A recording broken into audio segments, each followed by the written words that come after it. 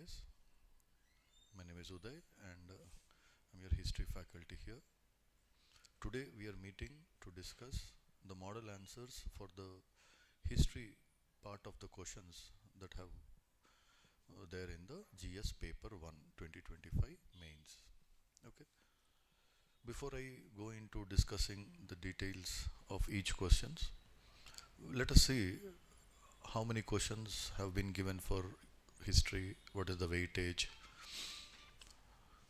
how was the distribution of the questions across the modules and their level of difficulty.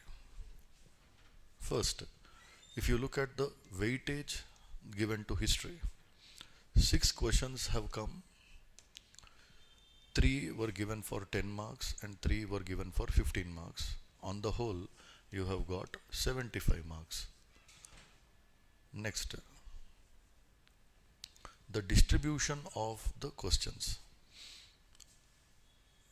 I'll say this time the questions have been distributed very evenly because all the 6 modules of history subject have been done justice, because one question has come from each module, like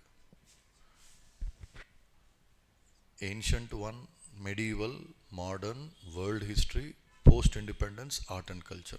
Every module has been given one question. That is very encouraging for the students because their efforts don't go waste. Fine. And considering the difficulty level of the questions, I will say that every question is on an easy level. And what do I mean by easy is that these questions are coming from well established standard sources from NCERTs and common books, the handouts we give in the class, etc. And for these questions, the answers you don't need to display any spontaneous creativity in the exam hall. Most of them can be written on the basis of the ready-made answers we have. Okay, but one has to keep in mind that if it's an easy question, it is easy for everyone. Okay, so while writing your answers, what matters is the correct presentation of your points, whether you are addressing the demand of the question relevantly, and usage of keywords which will impress the examiner. Fine. With this basic introduction, let us now go and discuss about each of these questions individually. I will discuss them in the standard format of introduction, body and conclusion. Again, this will not be a very full-fledged discussion, a very brief discussion where I will give the framework for each of these questions. Fine. Let us start with the first one. Discuss the salient features of Harappan architecture. They've given in asking for 10 marker. Okay.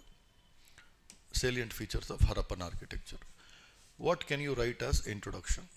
It's a straightforward introduction you can write, saying that Indus Valley civilization, along with the years if you write, the examiner will feel impressed that you know the details also. Indus Valley civilization in brackets 2600 to 1900 BCE was the first ever urban civilization that flourished in India on the northwestern borders of Indian subcontinent.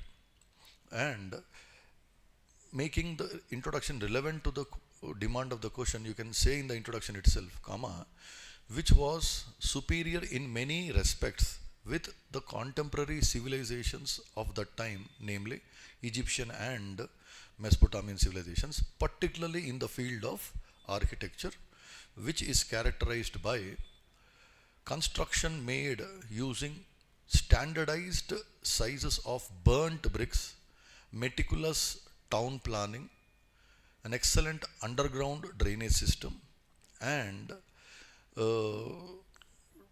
water conservation and management system.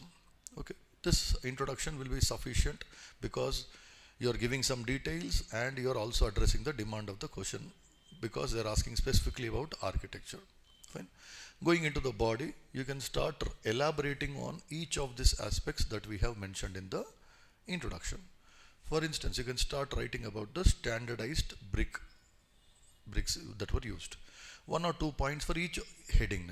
For example, for standardized bricks, you can say the Harappans manufactured some very exquisite quality of burnt bricks or baked bricks, which were of a standardized size, coming in the ratio 1:2:4, which were very superior quality. And you can say that their quality becomes clear by the very fact that many of the structures that they have built, Harappans had built in that time, 4,600 years ago, are still available there. Okay. Second point, you can start writing about the town planning and few points on it. You will say the town planning of the Indus people was on two-tier planning, where the city will be divided into a higher citadel and a lower town. Each of these areas being dedicated for specific purposes. Then a few points on citadel and few points on lower town. For instance, citadel was mainly meant for public activities, where it contained public buildings like granaries, Great Bath in Mohenjo-daro, etc. You can also write about the fortification wall that was visible around the citadel, particularly for protection from floods or from any external attacks. Coming to lower town, you can definitely talk about the grid pattern that you will find, because the roads have been constructed in such a way that they cut each other roughly at 90 degrees, dividing the city into smaller blocks, giving it a grid pattern, where inside each of these blocks you will find some houses, clearly showing how systematically and symmetrically the Harappan people constructed their spaces. Okay. And within lower town, you can also say the roads were quite broad enough to prevent any kind of traffic congestion, as well as the roads were provided with dustbins and even street lamps at regular intervals, clearly indicating the kind of advanced facilities the people enjoyed at those times. Then you can move on to the third component of your body, writing about underground drainage system. You can say that Indus people had the world's earliest or the world's first flush toilet system, because each house was equipped with a toilet, and the wastewater from the toilet of every house was exited from the house using a house drain, where each of the house drain will get connected into the larger network of street drain system. And that wastewater collected from this network of drainage is not going to be discharged directly into the ground. Even there, these people showed some kind of environmental friendly behavior by using something called as soak pits or sediment pits, which will relatively purify the water before it is being left into the ground. Then on the fourth aspect, you can say water conservation and management system, that these people had some excellent methods to use every source of water that came in their way. For instance, Mohenjo-daro city alone used to have 700 public wells. That clearly shows the amount of leisure time the people had, and the existence of these wells even today show with what strength that these wells had been constructed in those days. You can also write about Dholavira, mentioning about the wide network of channels on the ground which were meant for collecting rainwater, all of which will be eventually deposited in a big reservoir over there. Okay. And you can also write about Lothal city, which is very specific because of a nice port that has been built over there. All these things you can clearly see we are addressing specifically about the architectural achievements of the Indus people. Now, because this is a 10 marker question, do not waste too much time writing many more details, okay? Because you will have to spend more time in writing 15 marker questions. And coming to the conclusion, you can simply say all these architectural constructions of the Indus people stand a testimony to the advanced and sophisticated engineering skills those people had. And do not forget to add this point that Their main focus in constructing these architectures was their functionality and utility for the daily life of the common people, because these structures differ from the huge structures like pyramids in Egyptian civilization and ziggurats in Mesopotamian civilization, which are not of use for common people, whereas Indus architectural structures are more useful for common people. Okay, this is how we can write a answer for your first question on Indus. Let us go to the second question. Examine the main aspects of Akbar's religious syncretism. Now, this question is coming from medieval India. Again, a beautiful question, a straightforward answer you can write from standard sources. Again, as I just now said, introduction, try to keep it relevant to the demand of the question and add some extra facts to show the examiner that you have some knowledge. You can write the introduction for this question in this way.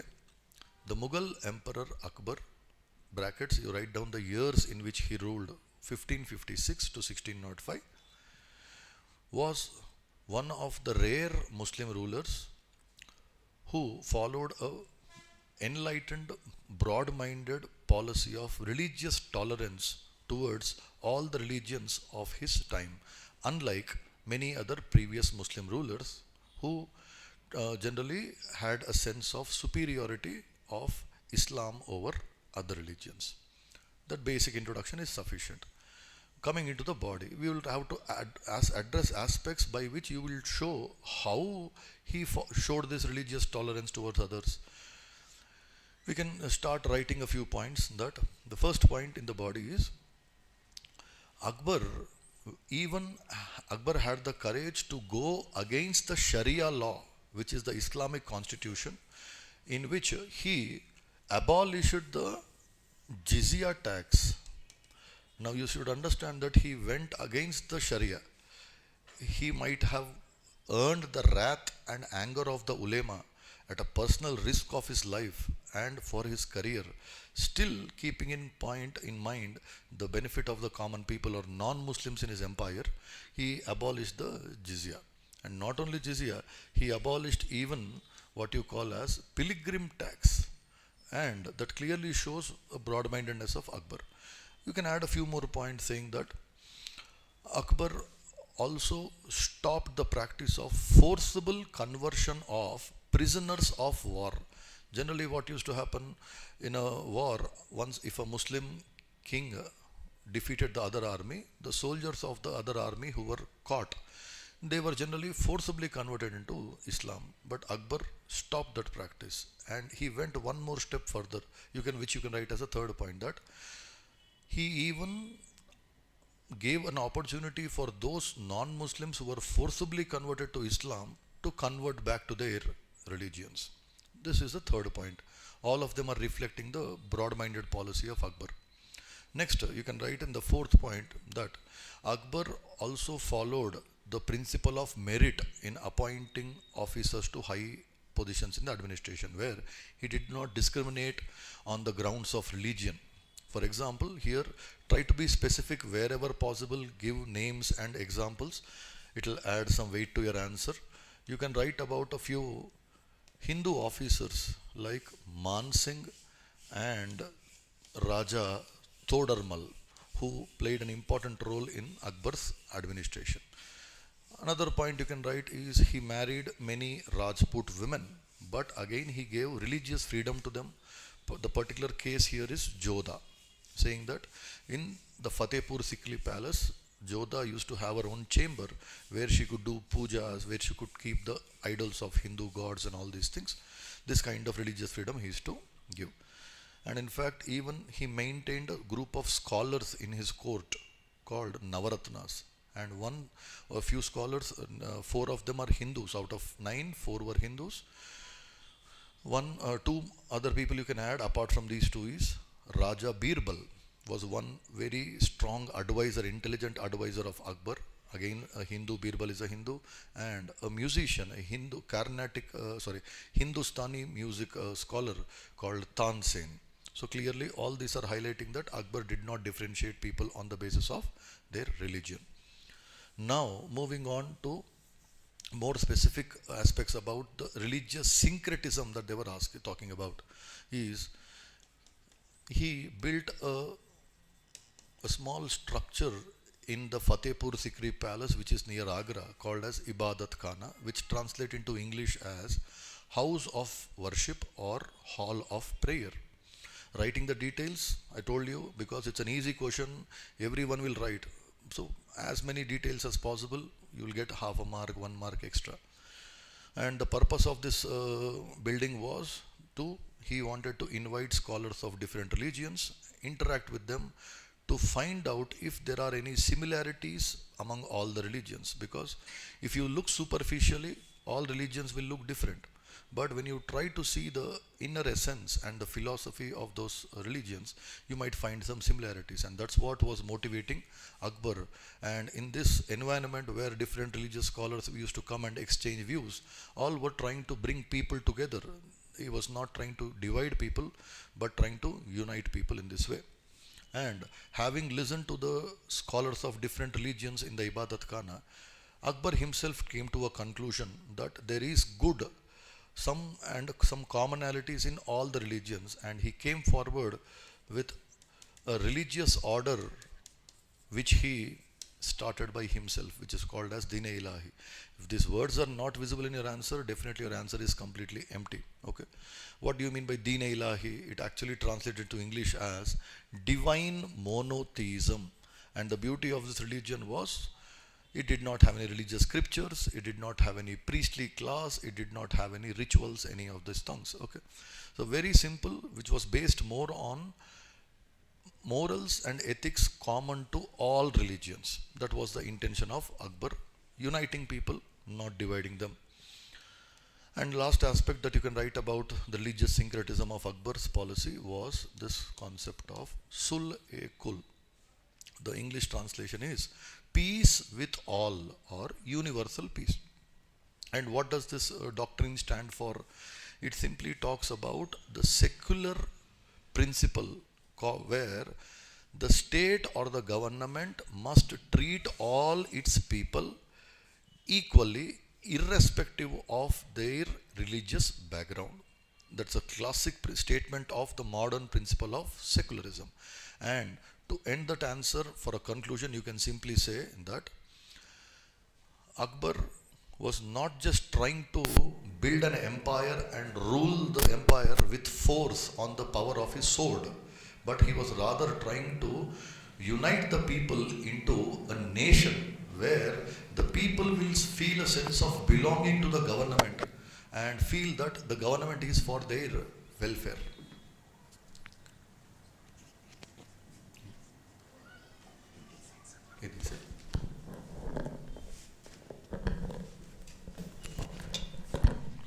Where the people should feel that they are having a sense of belonging to the government. And so you can simply say and end the conclusion by saying that Akbar is one of such rare Muslim rulers who will be a role model for the Muslim citizens of this country today. Fine. In this way you can leave the answer.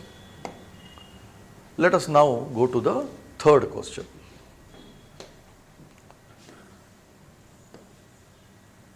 The sculptors filled the Chandela art form with resilient vigor and breadth of life.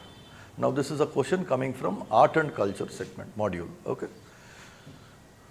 Again, you can make your answer very detailed by giving some facts in the introduction itself and communicating to the examiner that you are aware of who are Chandelas. Now Chandelas were a Rajput dynasty who ruled in the northern India, particularly in the region called Bundelkhand, which is coming in the Madhya Pradesh and Uttar Pradesh border between 9th and 13th centuries. By just writing one line, you are communicating three facts there, that Chandelas are Rajputs, where did they rule? Bundelkhand, when did they rule? 9th to 13th centuries. Okay. And then continuing in the question itself, making that introduction relevant to the demand of the question, you can say that this dynasty has earned important place in Indian history by their contributions for the Hindu temple architecture, where these people had come out with a special, their own unique style of architecture which is called as the Chandela school or the Khajuraho school. Khajuraho is in Madhya Pradesh, and that was the main area where these people built their temples. And now this Chandela or Khajuraho school was a sub-school of the Nagara style of northern Hindu temple architecture. Okay. Now if this is your introduction, you can see that you have already hit on the nail, head of the nail, okay. Directly telling the examiner that I know who these people are, where did they rule, when did they rule, and what is their importance in the cultural history of this country with respect to the temple architecture. Now coming to the body, you cannot write all the points about Khajuraho Chandela school. Simply making a list of them and you thinking that you will get marks is not correct, because if you look at the question, the demand of the question is, how is the sculptures that are found are having resilient vigor and breadth of life. That's what is the demand of the question. Okay. So addressing that part of the question, you can say that the Chandela dynasty used sandstone as the main raw material for making their temples and sculptures. And these sculptures are particularly not standalone sculptures. They are actually embedded into the walls of the temple, where the temple is entirely covered on all the surfaces, both external and internal surfaces, with intricate carvings and sculptures. And second point in the body, you can say that these sculptures that are there in the temples are not simply for decorative purpose, just for increasing the visual appeal of the temple. Actually, each sculpture is communicating some message, is communicating some important point from the Hindu philosophy, because these sculptures are not found randomly, they are found on the walls of the temples. And particularly in Hinduism, there is a concept of what you call as Purushartha, which talk about the goals of human life. What are these goals of human life according to Hinduism? Dharma, Artha, Kama and Moksha. So the moment the examiner sees this word there, he will understand that you are addressing that aspect of breadth and vigor of life.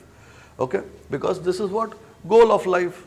What do you mean by Artha? Artha means material possessions we require, that wealth that we need to live a life. Kama is talking about the physical pleasures. And the philosophy embedded in these sculptures in the temple is that human life, we must acquire Artha, we must fulfill some physical pleasures, Kama, but these things must be done according to Dharma. That is, if you do not do these things according to Dharma, you will not get Moksha. So these two must be done according to Dharma, that will lead to Moksha. This is the fundamental philosophy that is being conveyed by these sculptures on the temples. Now, as I just now said, we should also highlight the point that these sculptures are not just decorative figures over there, but communicating a message, particularly the Purushartha of Hinduism, called these are the goals of life. And to reflect this philosophy, the sculptures, what are they really depicting? There will be men, there will be women, there will be children who are depicted on these sculptures. There are dancers, there are some musicians, there are some artisans, there are some common people. All the different sculptures are being represented on the temples.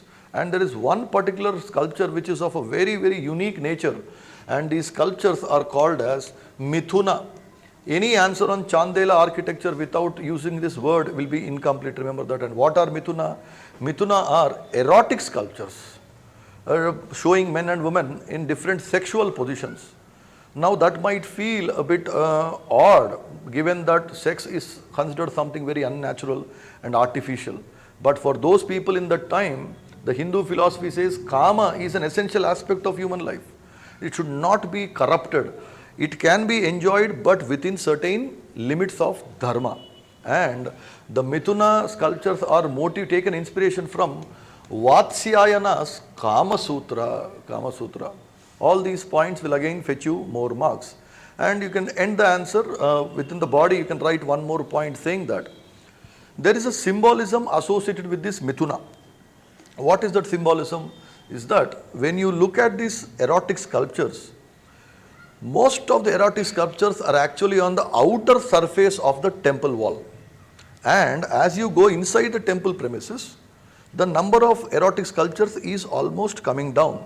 And when you enter into the Garbhagriha, that is the sanctum sanctorum where the idol of the god of the temple is put, there you will not have even a single erotic sculpture inside that. Now, don't you think the sculptors who were building this temple, the architects, had some meaning in their mind when they were doing this? If they really wanted to simply put sexual sculptures everywhere, they could have put it inside the Garbhagriha also. But the logic behind that is to convey that humans live on different planes. One is physical plane, one is mental, and one is spiritual.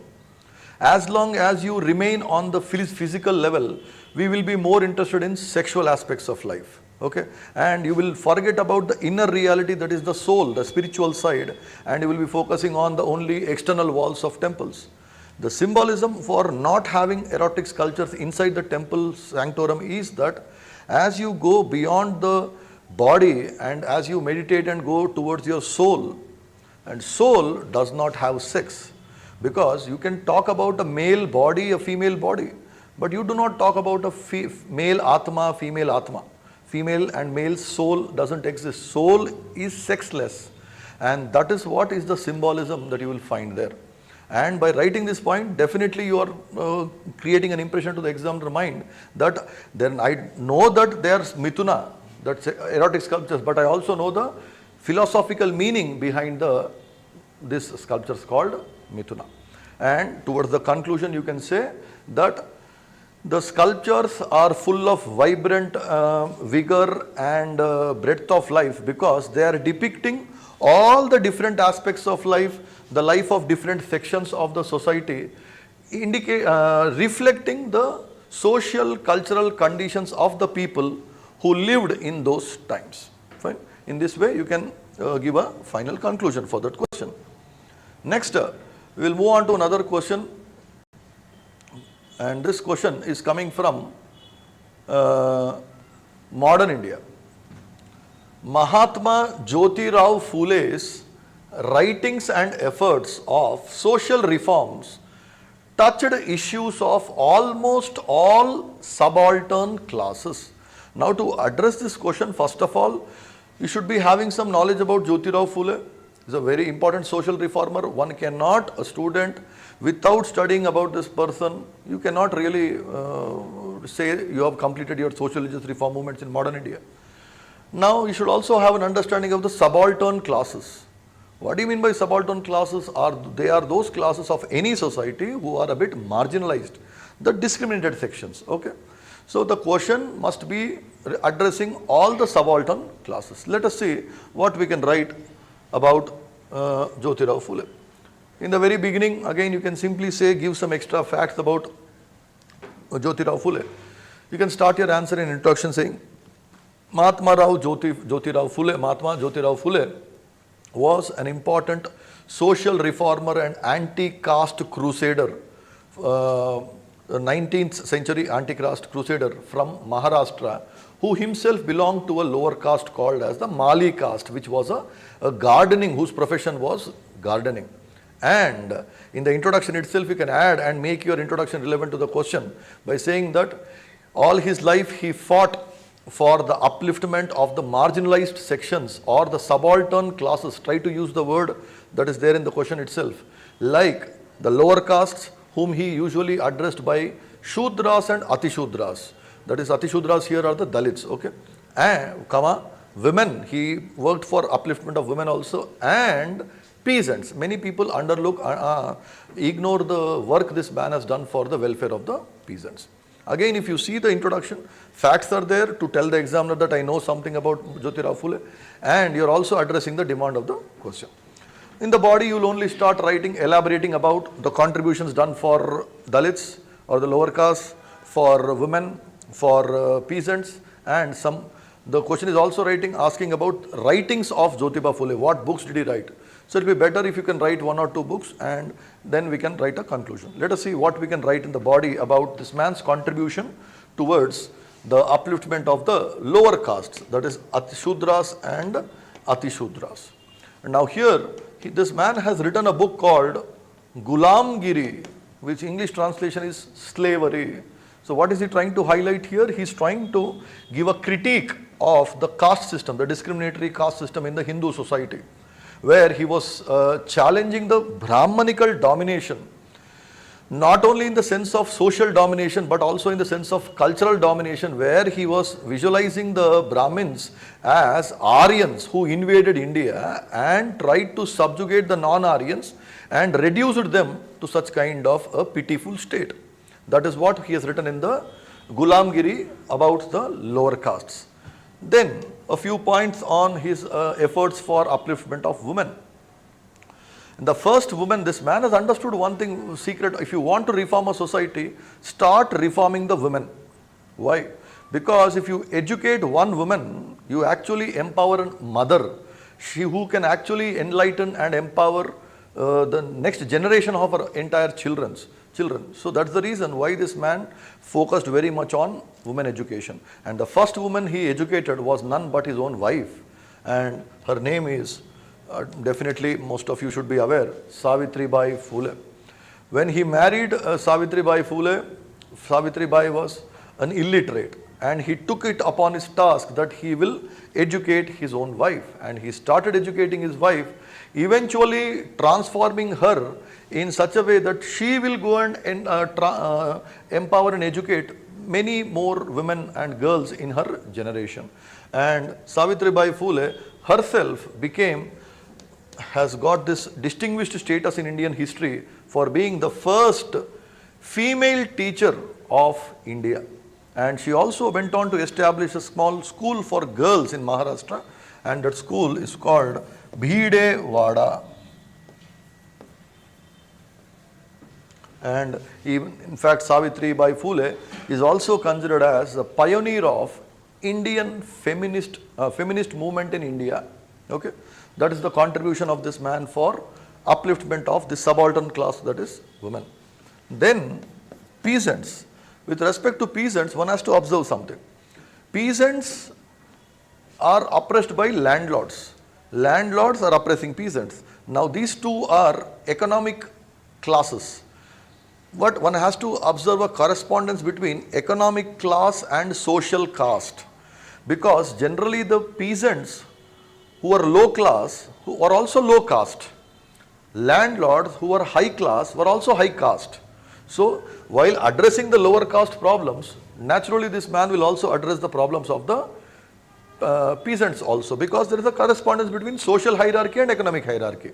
And here he wrote a book called Shetkacharya. That's a Marathi term actually. It's not an easy word. Shetkarya Asud. Now that is a Marathi book where he is highlighting the problems of the peasants. Okay, and he tries to again give some methods how to improve the conditions of the peasants over there. And next, you can also write one organization this man had established, which is called as the Satya Shodhaka Samaj, because this man believed in the importance of education. According to him, education is the best means for uplifting these downtrodden sections. And the English translation of Satya Shodhaka Samaj is coming as Truth Seekers Society. He put a heavy reliance on the reasoning capacity of human beings, and according to him, by applying your rational thinking capacity, you can arrive at what is the truth. And once you understand the truth, you will become empowered in the society and you will not be oppressed by other sections. And highlighting the importance of education as the main tool for upliftment, he also wrote a book called Trutiya Ratna, which was specifically about addressing the importance of education. Okay, these are all some components that you can address in the body. Again, towards the end conclusion, you can simply say that Jotirao Phule came in the Indian history at a very crucial juncture where Indians were reeling under the problems of the British colonial rule, and he took advantage of the introduction of English education by the British rule to empower the downtrodden sections of this country. And all of his ideals which he stood for to create an equal society based on reason and truth are still heavily influencing the present discussions on caste and social reforms with respect to women. Okay, this is how you can conclude the answer for that question.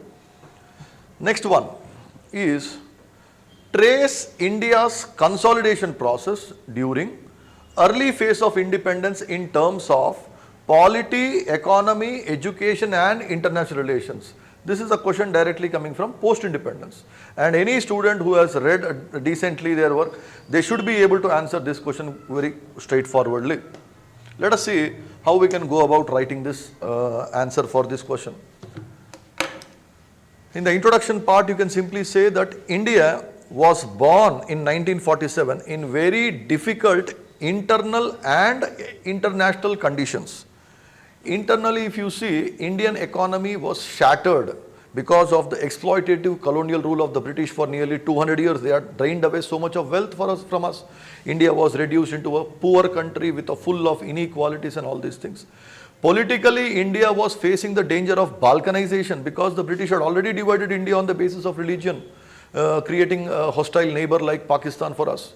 And not only that, the British left India without integrating the princely states into the Indian Union.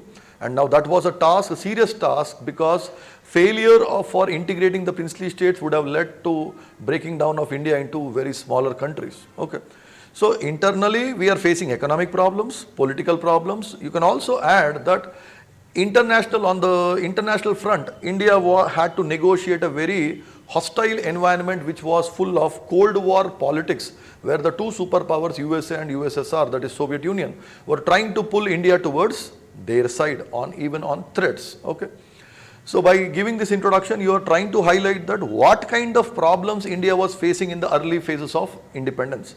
And in the body, you can write down how did we go about addressing these problems. You can start writing that our national leaders in that time faced multiple challenges which they had to address simultaneously, and failure in addressing these issues would have resulted in India being balkanized. And then you can start addressing the different components that the examiner had asked. He is asking consolidation in political terms, economic terms, education and international. For each of these 4 points, for each of these 4 heads, 2 or 3 points should be really sufficient.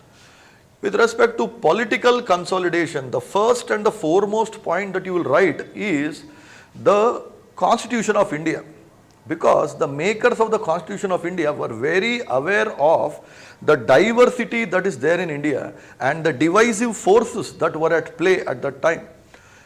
And for that reason, if you see, the Constitution states India not as a federation of states. It mentions India as a union of states, indicating that India is indestructible. And they have adopted what kind of a model of government? They did not adopt a federal government, neither they did go for unitary government. They went for a quasi-federal government which has a stronger central government. And I hope you people should have appreciated why the constitution makers went for a stronger central government, because there were so many divisions in the country. If you give more powers to the state governments, there is a great danger that they can go away from the grip of the union government. And the main reason why we went for a stronger central government is to keep a check on these divisive forces or the centrifugal forces. And that has greatly contributed for maintaining the unity, national unity and territorial integrity of this country. Next point, second point in political consolidation will be about how did the national leaders at that time deal with the problems that were arising from the partition of India, because the partition of India had happened on religious basis, and that might have created a sense of insecurity among the minority religions of this country. And our Constitution of India again has made it a point very strongly to include the secularism in the Constitution. Although the word secular was introduced in the preamble in 1976, But we all understand that secularism has been an inherent feature of Indian constitution from the day one, because in the fundamental rights there are clear rights for religious minorities have all been given. Now by giving a sense of security for the minority religions in this country, did this contribute for more greater stability in the country and for political consolidation? Naturally. Imagine if the security minorities would have felt insecure, again there could have been plausible divisions and riots and conflicts in this country, which would have destabilized the political unity of India. Third, you can again go and write some points about integration of princely states, which was a serious threat to the sovereignty of this country, because there were many princely states which were existing inside the territory of India. For example, you can take Hyderabad and Mysore. Now Sardar Vallabhbhai Patel used to say that an independent Hyderabad is like an ulcer in the stomach of India. How can you accept an independent state within your state? So dealing with IPS, integration of princely state, was also very essential to prevent the balkanization of India, and which our national leaders dealt with a great tact and caution. And you can also write about one more aspect, that is official language issue. You know that how language is a sensitive issue. Even today, in 2025, we can see all around, particularly in Tamil Nadu, in Maharashtra, in Karnataka, many a times we see people are too attached to the regional language and trying to discriminate people of other languages. Okay. For example, whenever the issue of Hindi comes up, you will see in Tamil Nadu there a lot of opposition and tensions start coming up. If the situation is like this in 2025, imagine what kind of a difficult condition the national leaders would have faced in that time to handle such kind of sensitive issues. But still, they played a very balancing role, where we did not go for any one national language, and instead we took not only Hindi as one official language, but also added English as an additional official language in order to pacify the non-Hindi speaking people of this country. In this way, we ensured that India will remain as a united country. Now, if you see there, all the points that we have written are exactly relevant to the demand of the question. You are not writing any rubbish, simply going on writing just because you know some points. Okay. Next aspect, in the field of economy. Here you can start your answer by saying, this component by saying that Indian economy was shattered because of that colonial exploitative rule and drain of wealth, by giving a statistics that in 1700 the share of Indian economy in the world GDP was nearly 25%, which the British had reduced to 3% by 1947. That clearly shows what kind of a difficult economic situation India was in at that time. And then you also mentioned that widespread poverty and inequality were also there in the Indian economy. Now, how to uplift Indian economy? It was very clear for the policy makers at that time that the private sector of India was not in a situation to revive the Indian economy by itself. So that's the reason why the national leaders chose the state-led or the public sector-led socialist model of development, where the government is taking the greater role for economic development of this country. And now you can imagine that if government is taking the lead role in the economy, don't you think it will keep in mind all the regions of the country to be balanced, equally developed in a balanced manner without any lopsided growth? And also, the government kept in mind through the establishment of PSUs, public sector undertakings and all, that the benefits of the economic growth and development must reach to all sections of Indian society, and they should not be cornered only by the richer sections, where the focus is on being socially inclusive. So the developmental process was to be regionally balanced, socially inclusive, and self-reliant. That is, you cannot for long depend upon the foreign powers for your technological needs. By doing all these things, you can say economically also, by developing all the different parts of the country, giving the fruits of the growth for all the sections of society. Can I say it played an important role in checking the divisive forces again? Imagine if some regions are neglected. Imagine if some sections are neglected. Don't you think they will have that kind of anger, and that might explode any point of time, destabilizing the country itself? And you can also talk about some heavy industries like steel plants, thermal power plants, hydroelectric plants that were put, which are going to create a strong economic base for future industrialization of the country. Okay. And then coming to the next aspect, that is educational policy. How can education play an important role in consolidation? Now you should understand, and first line you can write and impress the examiner saying that the children of today are the citizens of tomorrow. If you want your country to be strong, the citizens must be strong. How can the citizens can be made strong? You inculcate the values of modern principles from the very childhood, like rational thinking, liberty, equality, fraternity, secularism. These are some of the modern principles which you can start inculcating, because you do not expect people to imbibe these values all of a sudden when they become adults. If you start inculcating these things from the childhood, probably as they grow, they will understand the importance of the duty to the country, the duty to the society, and that will create a sense of nationalism and patriotism among the people. So the educational curriculum was also tried to inculcate this kind of values. And there was one more danger. While during the British rule, the educational curriculum of this country was always doing this, the colonial glorification or colonial mentality, where Indian culture was always shown to be inferior and the Western culture as superior.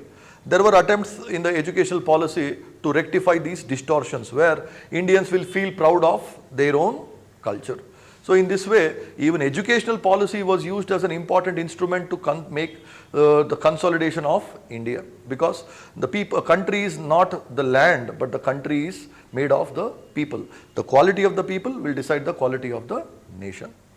And then you can go on and address the last aspect about the international relations. We just now saw that in the time of 1947, the world was going through this Cold War, where the two superpowers are fighting between themselves, the bipolar world order, where US and USSR both were trying to pull India towards their direction.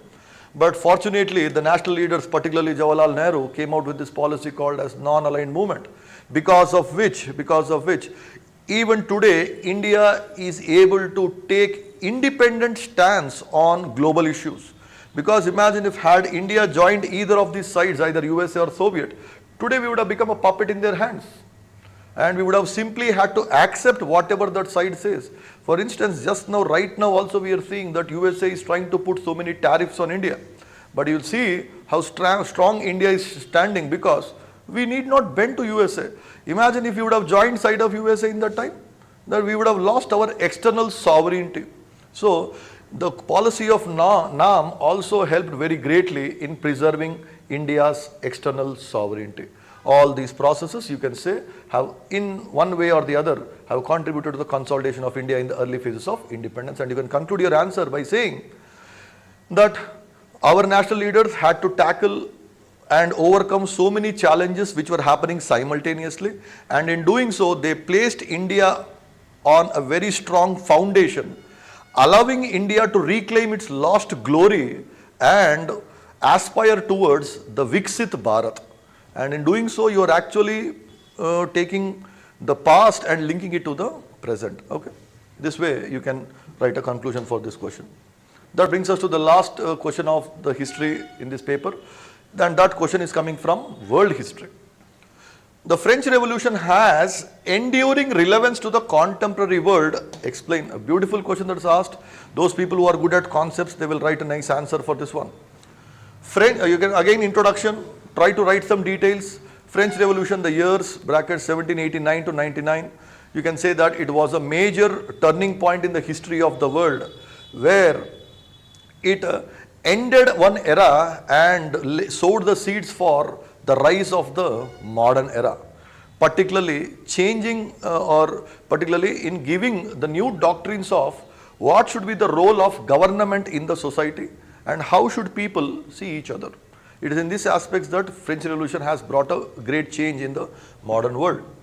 Coming into the body, you can start writing about the contributions of the French Revolution in greater detail. The first and foremost point about French Revolution's contribution is highlighting the importance of democracies, democratic governments. Here you can make use of some scholars' names like John Locke, Jean-Jacques Rousseau, and Immanuel Kant. You can take about Voltaire. Some of them are British scholars, some of them are French scholars. Okay, all of these people were talking about one philosophy that is called as liberalism. And what does this doctrine tell?